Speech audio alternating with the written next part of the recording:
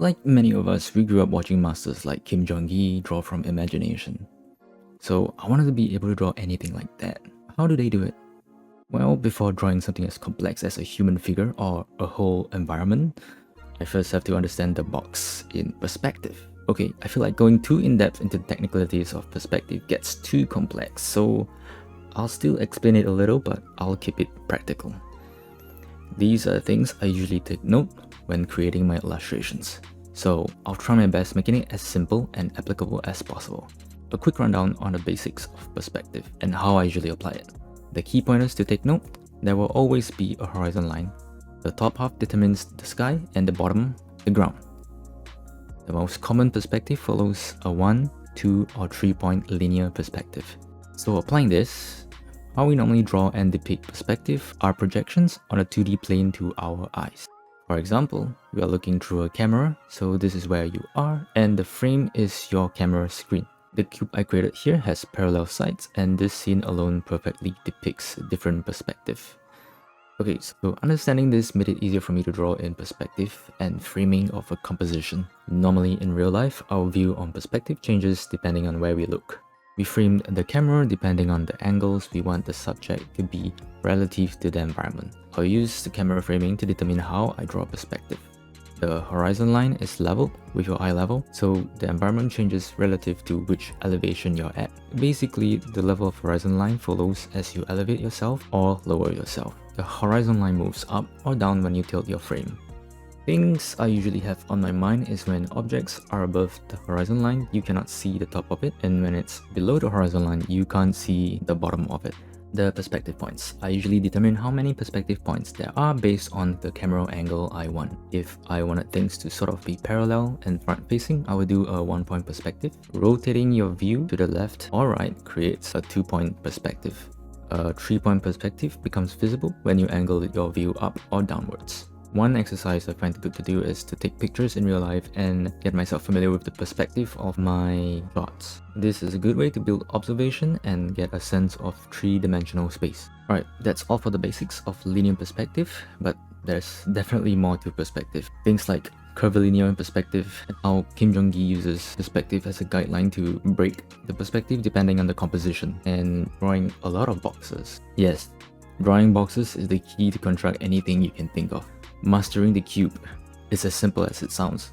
Constructing complex objects in the cube. You learn how to deconstruct complex objects and rebuild it on a canvas, and it teaches different levels of detailed observation and mastering forms. Okay, a lot of this is based on a mathematical technique called projective geometry. We have to know how to construct shapes as accurate as we can first, but don't worry, I normally do it with a few methods. I do recommend a book called How to Draw by Scott Robertson. It goes super in depth on how to plot lines and to get things as accurate as possible. So I'm just gonna mention some techniques I was taught that get me by. Okay, finding the center line and duplicating squares or rectangles. This works in a 1, 2, and 3-point perspective. Ellipses. Everything derives from the square or rectangle, so drawing ellipses are a good practice for curves. So all you need is a square with a center line and draw the ellipse in, making sure it's symmetrical through the center. You could use the ellipse tool if you're on digital, but practicing freehands lets you get better at drawing lines. And mirroring. So this one gets a little complicated to explain. So basically, you're drawing a side of a shape in a square or a rectangle, and then duplicating it or mirroring it to the other side. Then by using the corner of the first square to intersect the shape, imagining the middle as a mirror flipping the guideline to the other corner. I don't use mirroring as much, so I normally just draw on a flat plane, then use the transform tool to fit into perspective. And most of the time, for curves, I just tend to eyeball it, but it's good to understand the concept. So using these methods to break down and construct the form. A good practice to do is to take references of poses or objects and breaking the sections down into simple shapes. There are 3 levels of difficulty doing this. Starting with non-organic objects is good because it has more symmetry and a solid base to practice drawing in perspective.